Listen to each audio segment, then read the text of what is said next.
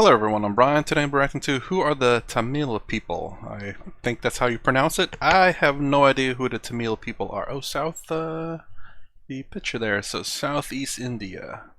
That's weird, the island itself is not completely them. Huh, that's kind of weird. Is just that part uninhabited, or is that a different group of people? Anyways, I guess we'll find out in this video. Let's go ahead and get started. This video is sponsored by CuriosityStream. Get access to Nebula, a video stream.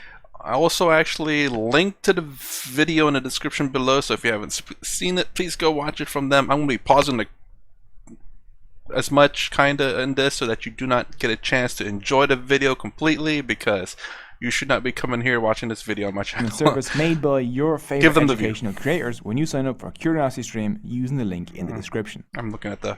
This is South India, home to the biodiversity hotspots, the Western and Eastern Ghats, the Bengal tiger, the Nilgiri tar, the Indian elephant, and whatever this creature is. Here is also the cradle of Tamil culture. Today there are about 80 million Tamils in the world. That's more than there are French, Colombians, or Kenyans. Most Tamils live in North and East Sri Lanka or in the southern Indian state of Tamil Nadu. Literally. So yeah, what's going on here? I guess that's a different group of people, I assume, right? That's kind of weird that generally, because they... let's continue. Tamil country. Tamil Nadu is now a state in modern India, but for thousands of years, Tamilakam, or the homeland of the Tamils, was much larger and ruled by independent kingdoms. Tamil culture is the last surviving classical civilization because they've managed to keep their beliefs, culture, and language intact for over 2,000 years. That's really cool. Sorry, gonna look at the temples there. Haven't reacted to a temple video in a while, but that's super cool. Wow, look at that guy. But who are the Tamils? What is their story? And what does it have to do with $700 billion golden coconuts? Well, let's find out. Golden coconuts?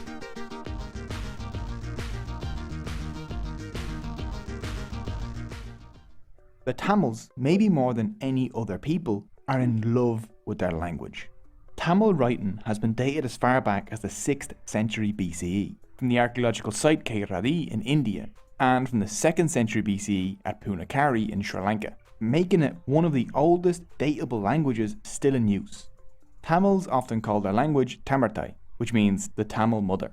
It's more important to the Tamil identity than land, race, or religion. If you want to have the most intense conversation of your entire life, just go ask a Tamil person anything about the Tamil language. Tamils also take pride in the independent origin of their language. See, you can roughly divide India linguistically in half. North Indians generally speak languages descended from Sanskrit, an Indo-European language.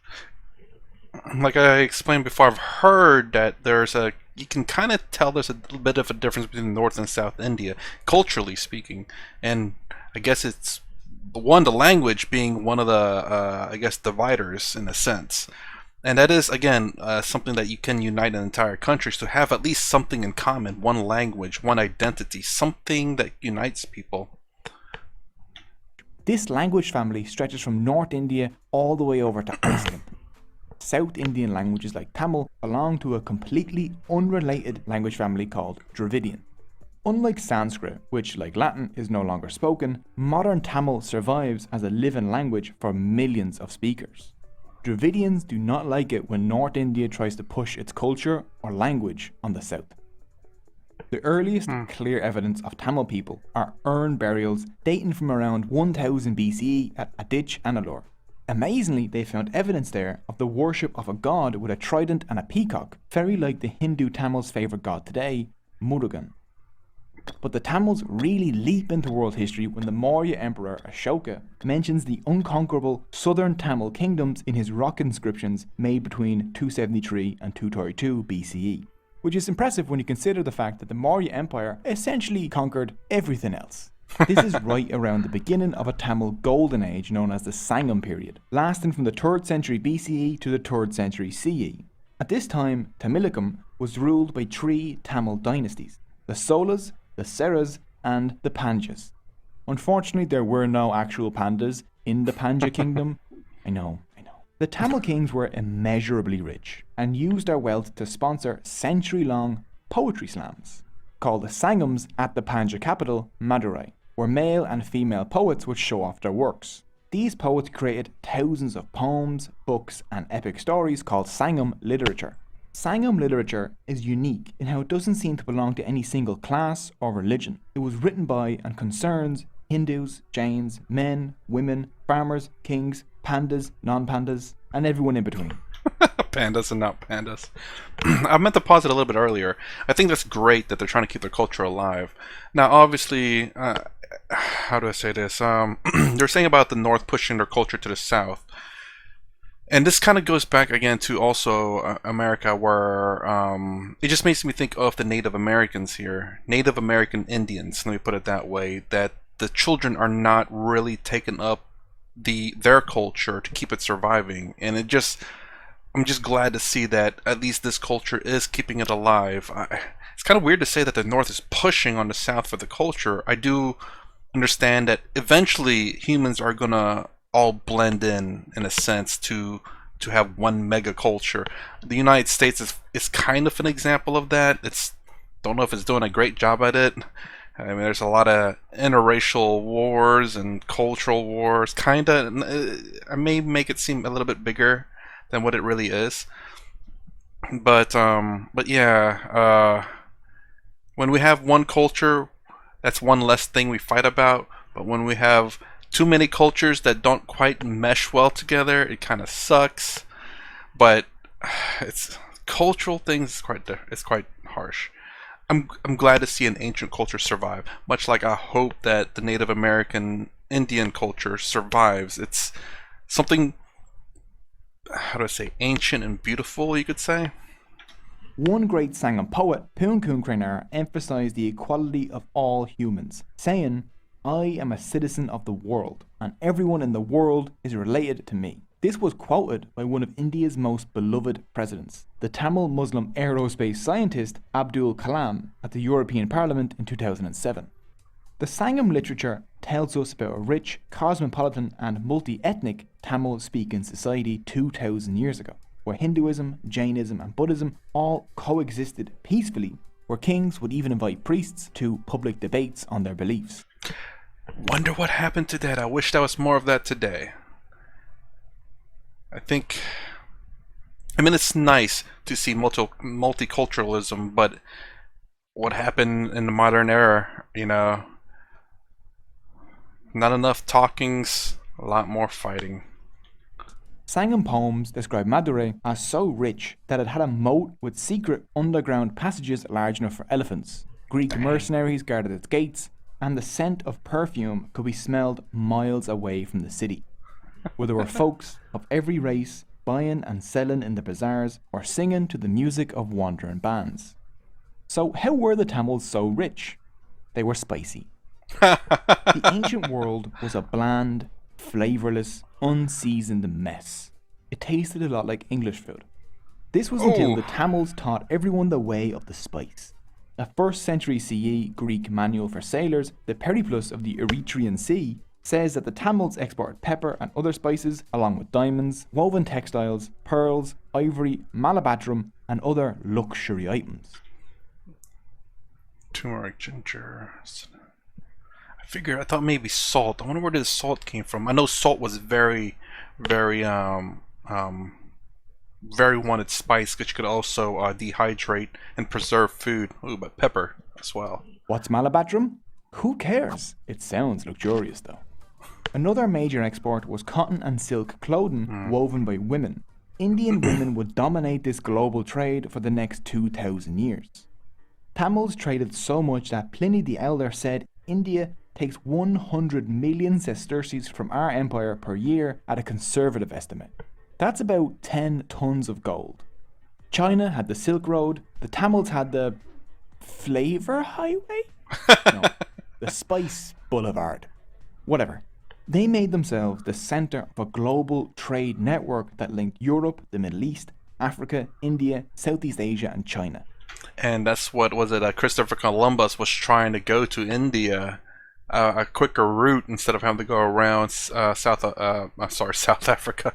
Well, actually South Africa, but trying to go around Africa to get to India. They're thinking that they could go to the other side of the world and hit India. It's amazed that they didn't think they might hit China first. Well, yeah, and ran into America and called them Indians. We've discovered massive hordes of Chinese, Iranian and Roman coins along the ancient Tamil coast. Tamil inscriptions have been found as far apart as Egypt and Thailand. A statue of the Hindu goddess Lakshmi got buried at Pompeii, and Tamil ambassadors met with Augustus Caesar in 20 CE. This trade made Tamil cooking the first international cuisine in the world. The word orange comes from the Tamil naram. Ginger comes from Tamil inchiver, and rice in loads of European languages comes from the Tamil arisi. Without the Tamils, Ireland's greatest contribution to world cuisine, the spice bag, would not exist. And honestly, I don't want to live in that kind of world. One Roman cookbook had over 300 recipes using Indian spices, from ostrich curry to tasty peppered brain sausage, or everyone's favourite, another laxative. Link to the cookbook is in the description, in case you need a laxative. Tamils got so rich off of their trade routes that just one temple, the Padmanabhaswamy temple, whose vaults were recently opened. That is a temple I would love to go see. I don't know if it's made out of gold or anything, but it's just the beautiful lights at night. It looks so cool. And also I like to take a look at the intricate design. Has a treasure worth over $700 billion. This was accumulated over thousands of years from the donations from Tamil dynasties like the Seras, the Pandyas, the Pallavas and the Solas. Some of the things in the temple include this golden Mahavishnu statue, tens of thousands of gold coins, a solid gold throne, golden elephants, a 5-meter long diamond necklace, and my personal favourite, a 30-kilogram solid gold coconut. At what point does that stop being a coconut and start being a bowling ball? There are still unopened vaults in this temple, so we're still unsure of how much it's worth. Tamil merchants, monks and craftspeople worked across Southeast Asia and lived in small communities there. Tamil merchants didn't just trade pepper with Southeast Asia, they traded the spiciest thing of all: ideas. Oh. From the 4th century CE on, kingdoms from Thailand to Vietnam to Indonesia were ruled by Hindu kings and wrote using Tamil writing. Modern Khmer, Javanese and Thai scripts all descend from the Tamil Pallava script. The greatest monument to this cultural exchange is the originally Hindu temple of Angkor Wat. Dude. That's a temple? Almost looks like a well, it does have open. So it's like that's like a castle with fortified walls. And look, oh my gosh, look at the scenery too. It's surrounded by trees. It's really nice. It's isolated from society. Makes it a nice place to go visit and just enjoy nature on top of enjoying an ancient temple. That looks like that kind of looks like a castle, at least from afar until. In Cambodia, the largest religious structure on earth. By the end of the 13th century, we even find the Tamil Hindu temple dedicated to Shiva all the way over in the Chinese port of Qinzhou, where a small Tamil community lived. The wealth and fame of the Tamil lands invited more than just merchants. A small Jewish community could be found in Kochi from the 6th century BCE. More even came as refugees after the destruction of the Second Temple in 70 CE. And according to local tradition, the Jews were followed by St. Thomas, the apostle of Jesus, who landed in India in 52 CE and started converting people to Christianity. From Thomas, India's current Syrian Christian community claims descent. In 629 CE, a mosque was built by Muslim merchants in Muziris, and you can still go visit it today, or a part of it at least, because the Portuguese blew it up in 1504, but like, it's still cool. You can still see some of it. Okay, so we're going to do a little time jump here. Let's see. Invaded by Buddhist warrior tribes, Jainism and Buddhism take. Well, hold on. What? Buddhism warrior tribes? I didn't think Buddhists had warriors. I thought they were always so peaceful. To do a little time jump here. Let's see. Invaded by Buddhist warrior tribes, Jainism and Buddhism take over for a bit, rise of the Pallava dynasty, Hindu revival. Here it is. After the Sangam period, the next great Tamil golden age happened under the Chola dynasty. between the 9th and 13th centuries. Their greatest king, Raja Sola, rose to the throne in 985 CE. He and his son quickly turned his modest kingdom into an empire that conquered most of South India, Sri Lanka, and the Maldives. The Sola used their massive navy, the largest in Asia at the time, to control the trade routes between Southeast Asia and China. When the Srivijaya Empire threatened to block Sola access to the Straits of Malacca, the Solas launched massive naval attacks across Indonesia and Malaysia and even kidnapped the Srivijaya king. And Whoa. no one ever messed with their trade routes ever again. Along with an army containing 60,000 war elephants, the Sola king's personal guard included the Padimuglir, or women bodyguards trained in Tamil martial arts and weapons. There are also mentions of women working as advisors and ambassadors, and using their own money to make large donations to temples. Raja Sola poured his enormous wealth into building massive temples in a style called Dravidian architecture. That is a colorful temple right there.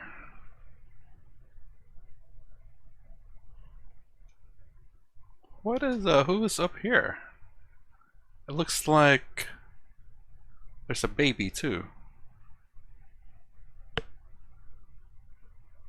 Most well known of these being the Raja temple in Tanjavur. This 66-meter tall soaring monument to Raja was one of the tallest buildings in the world at the time.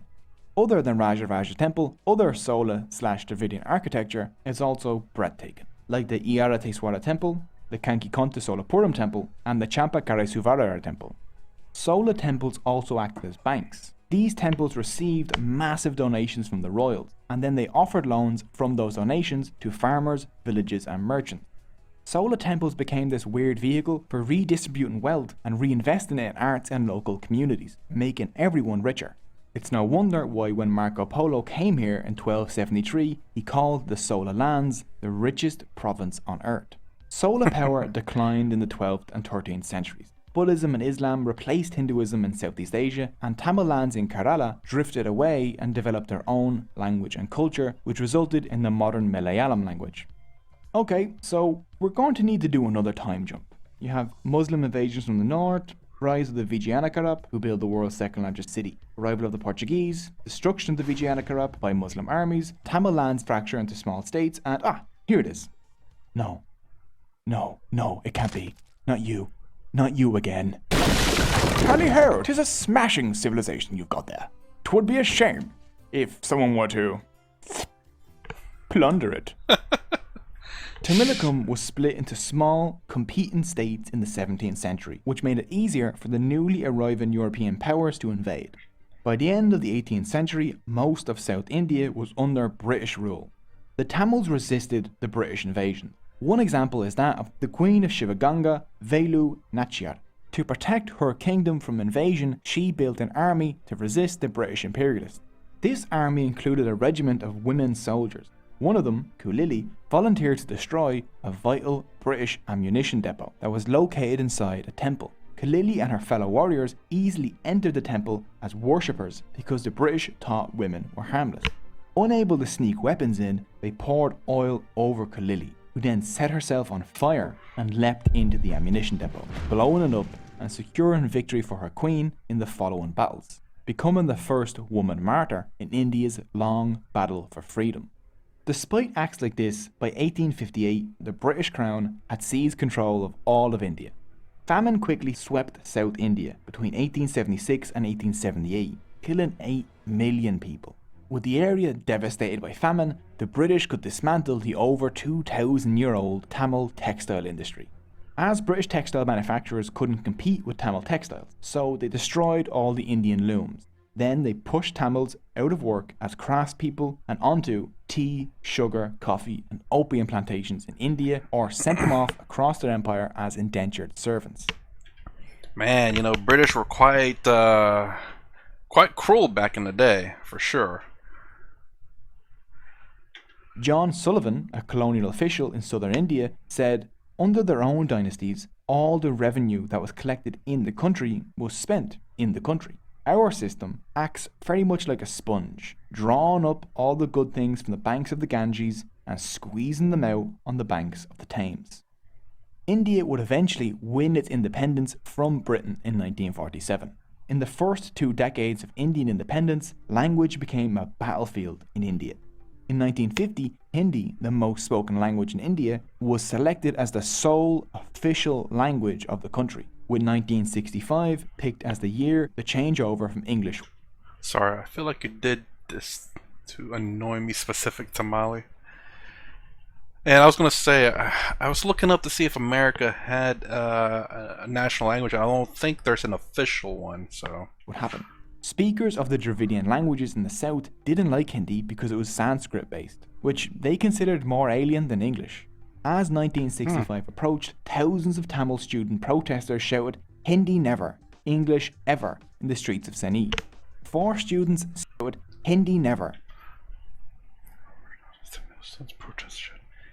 They preferred English over Hindi? English ever in the streets of Senni. 4 students set themselves on fire as a symbol of non-violent protest. Dravidian political parties made it clear that if Hindi became the official language of India, then Tamil Nadu would secede from India. The protesters won. The Official Languages Act Amendment of 1967 ensured the continued use of English alongside Hindi as the official language of India up until today. Huh, that's weird. Why didn't that fight for their own language to be included? I mean,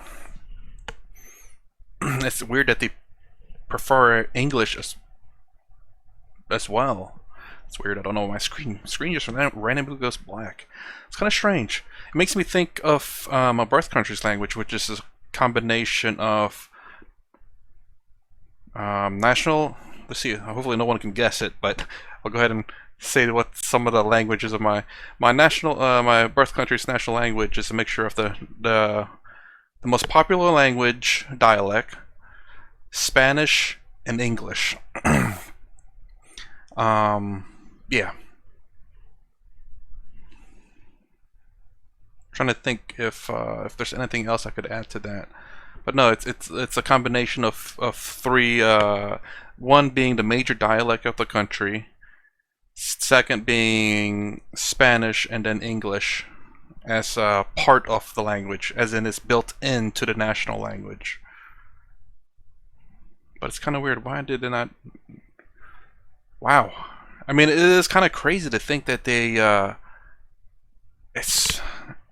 I mean, from what he said, that the Tamil language was very important to them. Yet they chose that. They chose English over that. It would have been interesting to say Tamil and Hindi, considering that's the native language of India, at least for the most part, more so than English. Although I'll say in some sense, I'm glad it's English, but at least that's their way for people to communicate. Can't remember I don't know what the most spoken language is in the world. It might be English just because of business. So the more people that know a common language, the easier it is to communicate around the world. But still, it's weird that they chose English, continuation of English language for official purposes in the Union. It's interesting.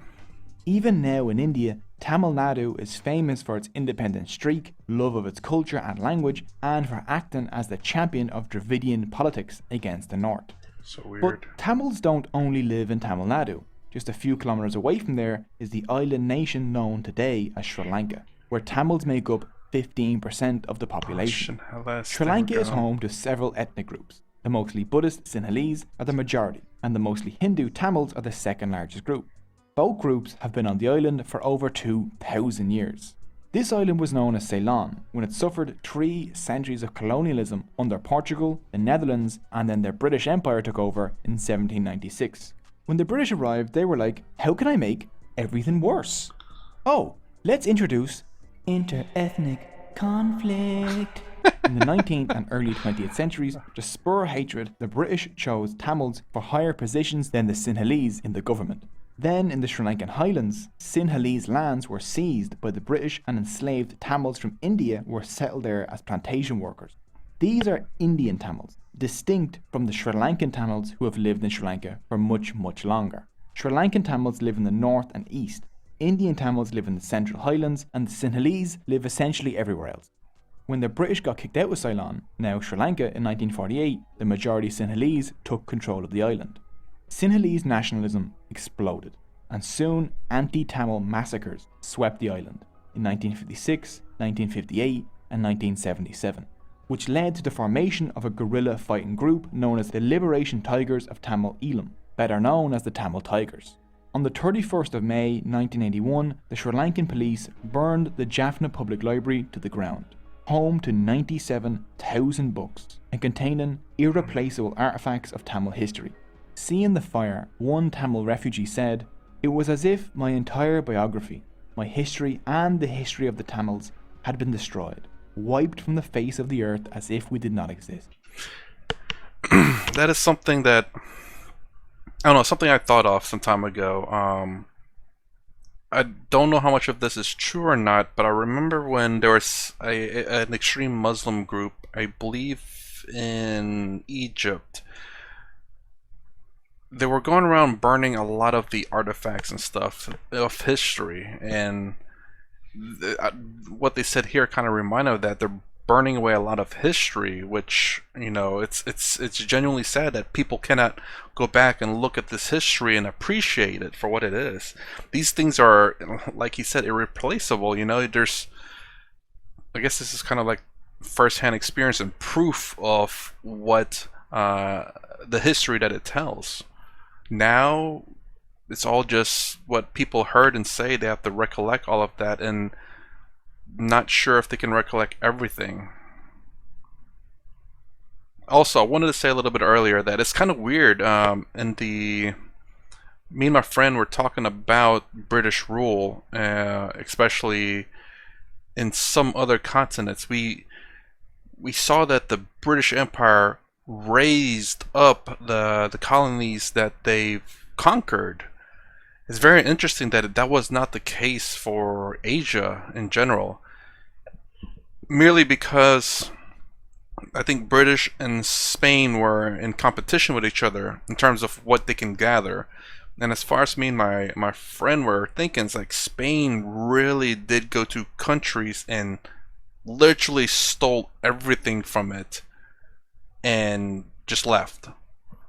But British, at least as far as the history that we knew, they didn't quite do it that way. But then there was nothing told. There was no history that we were told about the Asian portion of the British Empire and what they did.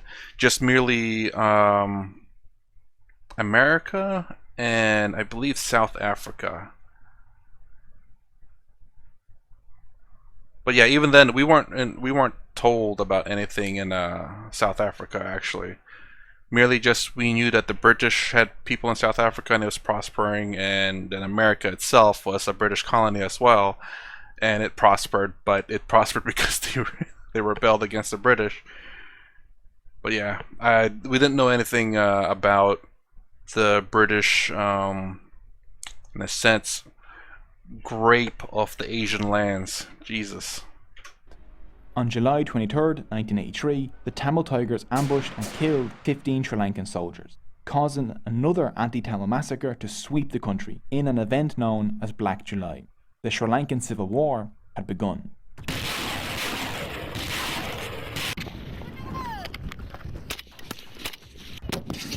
Wow. The Tamil Tigers were fighting for an independent Tamil nation in the Tamil parts of the island. As the war dragged on over decades, the Tamils became infamous for inventing the explosive suicide vest and for carrying out a suicide bombing campaign across Sri Lanka. The Sri Lankan army retaliated with brutal attacks against the Tamil Tigers, which mostly resulted in the deaths and displacement of tens of thousands of innocent Tamil civilians.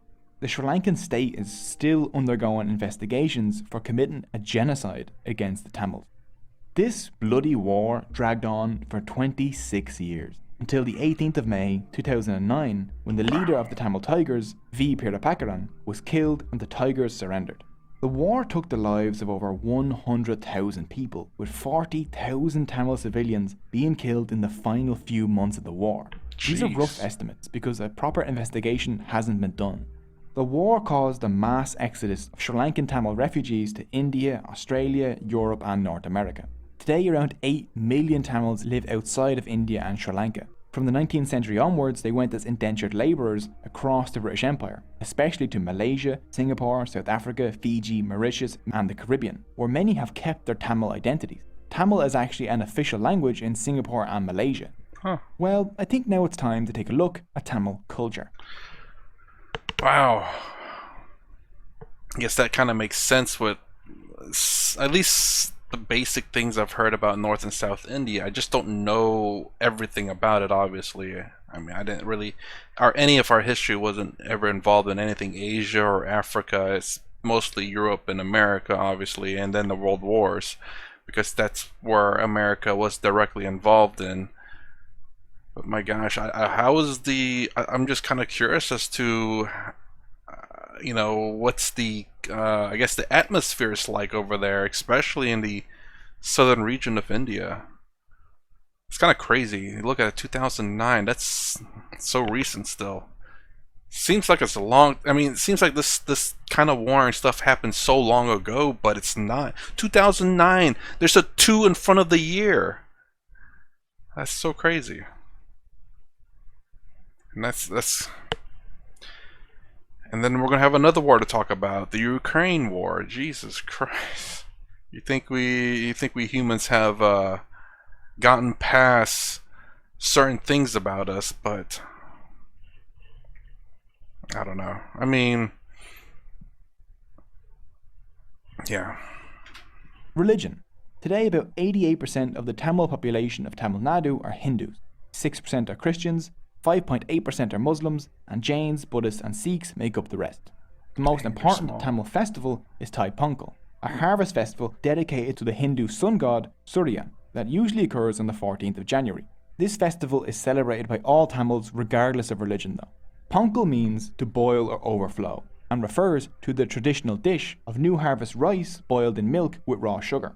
Pongal celebrations include decorating cows, ritual bathing, parades, prayers, dances, creating art, and getting together with friends and family and exchanging gifts. During Pongal in Tamil Nadu, you might also see a Jallikutta. In this over 2,000-year-old sport, an Indian bull is released into a crowd of people, and men attempt to grab the hump on the bull's back with both arms and hang onto it for as long as possible, attempting to bring the bull to a full stop, thus taming the bull. If they do so, they get a prize. If no one tames the bull, the owner of the bull gets a prize. There have been many attempts to ban this sport in recent years, which has caused massive popular backlash. Another interesting Tamil holiday is a May festival for the god Aravan, who is worshipped by transgender people called Terunar in Tamil. At this annual festival at Kovakam, you'll see ceremonial marriages between festival goers and the god Aravan, along with beauty pageants and dances hosted with the support of the Tamil Nadu government. In 2008, Tamil Nadu became the first state in India to allow people to legally identify as a third gender. Arts. Which, I don't know if this is controversial or not, but that does make sense, especially for trans people. Honestly, it does to me, in my opinion. Again, I've had many thoughts about this where I was against it to a degree, but over a short period of time of just thinking about it, it makes sense in terms of a good and a bad way, honestly. Legally speaking and just humanly speaking, I guess. Tanjavur paintings and Sola bronzes are some of the Tamils' greatest contributions to world art. But one of the more humble yet distinct features of Tamil art is the kolam, which decorates the front of almost every Tamil home. These are geometrical and floral designs made of rice flour. Each day the kolam is crafted by women and then erased the next morning to make room for a new one. Today in Tamil Nadu, huts to 5-star hotels will all have a kolam. One of the most treasured pieces of Tamil literature is the Tirukural by Tiruvulluvar, which had its origins in the Sangam period but was finalised a few centuries after. This is a masterpiece in ethics and living well. The Tirukural is made up of 3 books of wise sayings on virtue, wealth and love, all delivered in quick 2-line poems. For example, the greatest virtue of all is non-killing. Truthfulness cometh only next. It also just stops midway and talks about how to build good forts, and I'm always down for some fort talk. Charity and kindness are also key aspects, and it emphasises non-violence and vegetarianism. Avoidance of killing and eating the meat of even one animal is more meritorious than 1,000 sacrifices. The Tirukkural is vital to Tamil culture. It pops up in songs, films, and books. Every bus in Tamil Nadu is legally obligated to have a verse from the Tirukkural on it. One of the Tamil's most famous dances is Paratanateum. This dance tells a story through complicated mudras, or hand gestures, facial expressions, and body posture. It also just looks incredible.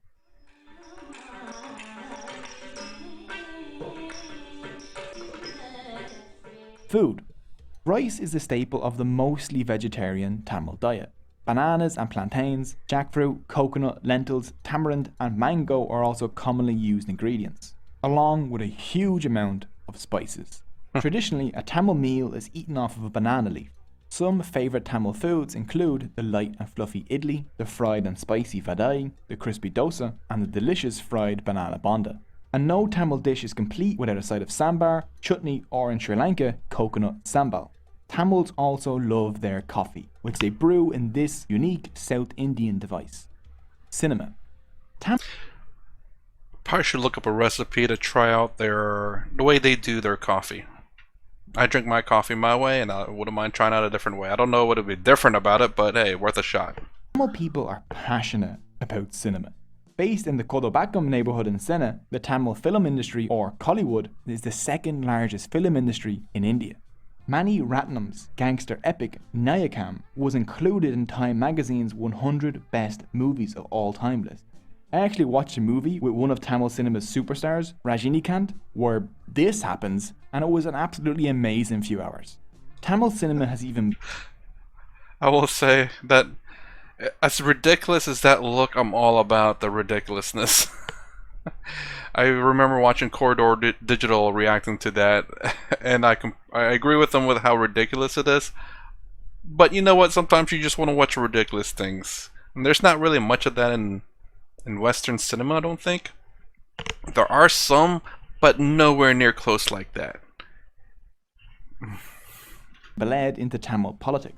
3 chief ministers of the Tamil Nadu state have risen out of Tamil cinema. Tamil cinema acts as a way for Tamils to preserve their independent and original culture by producing films in the Tamil language based on Tamil ideas and culture. I wish there was something like that for YouTubers, so they could create independent and high quality educational content for people that just love learning. Oh wait, Cogito and a bunch of our creator friends got together and made our own platform called Nebula, and we're excited to be partnering with CuriosityStream. Nebula is a place where you can watch Nebula. Cogito and a bunch of our creator friends got together and made our own platform called Nebula. Holy crap, so they created Nebula. That's very interesting. That's really cool. Again, YouTube is a pretty good place if you want to try to do good things. Or just do things. Good, bad, that's, subjective. Just do things and to get out there, honestly. That's really cool they made CuriosityStream. Nebula. Nebula is a place where you can watch some of the best educational content ad-free, uncensored, and earlier than YouTube. This video was up on Nebula days ago, and there creators can also experiment with all kinds of new and exclusive content. This channel has exclusive content up on Nebula, and by supporting Nebula, you'll be providing a budget for creators to put out Nebula originals that would never make it on YouTube. Take for example Tom Scott's new game show, Money, where he turns some of your favourite creators against each other for fun and profit. Or Real Engineering's Nebula original, The Logistics of D-Day. It's an incredible World War II docu-series that dives deep into a topic that YouTube's algorithm would bury.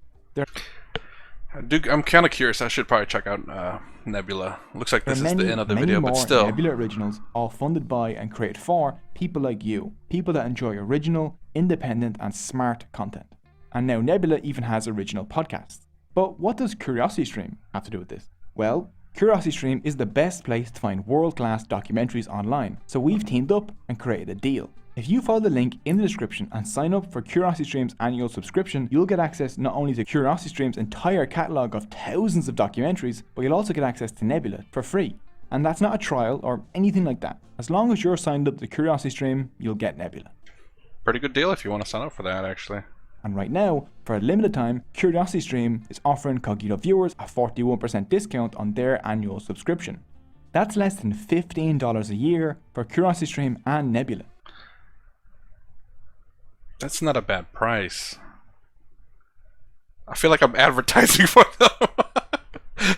Wait, why isn't that oh, that's monthly for $10, 4K. I just need HD. I just finished watching their new documentary, Treasures of the Earth, which is about indigenous peoples around the world. So if you like this video, you'll love that documentary. Unlike us, they actually have a budget to go and fly around the world and film these people, rather than drawing cute, chonky versions of them like we do. So click the link below to get 41% off the annual CuriosityStream subscription along with free access to Nebula. Or you can just go to curiositystream.com/. I know this was not meant to be a reaction to his advertisement, but I gotta say though, that's actually really good and I'm curious. You don't. I hope you enjoyed this video. Okay. You gotta appreciate people who know how to do advertisement, right? Even in their ads and stuff. Because actually, I gotta go to Nebula now and checked it out. So it's very interesting. And the Tamil people, man, yeah. Again, you know, Americans live on the other side of the world. There's a whole bunch of different other issues that Americans have. There's no way for anyone and everyone to know about everything in the world. It's kind of crazy to think how recent that is. God, 2009. I just, you know, you don't ever think about wars until now, I guess. Again, most recent one that everyone is hearing about. Strangely enough, in 2009, I don't know if I've heard even anything about the Tamil, the tiger, revolution, not revolution, the revolt, I'm having a brain fart at the moment. I can't think of about the 2009 incident. That they finally, I guess since the leader died, that they finally surrendered. How is the place looking over there? I'm curious because hopefully things has mended, or there's still fighting going on. I mean, yeah. Anyways, but yeah, now we're gonna kind of have a fairly similar incident in Ukraine and Russia. It's just, I don't know, man.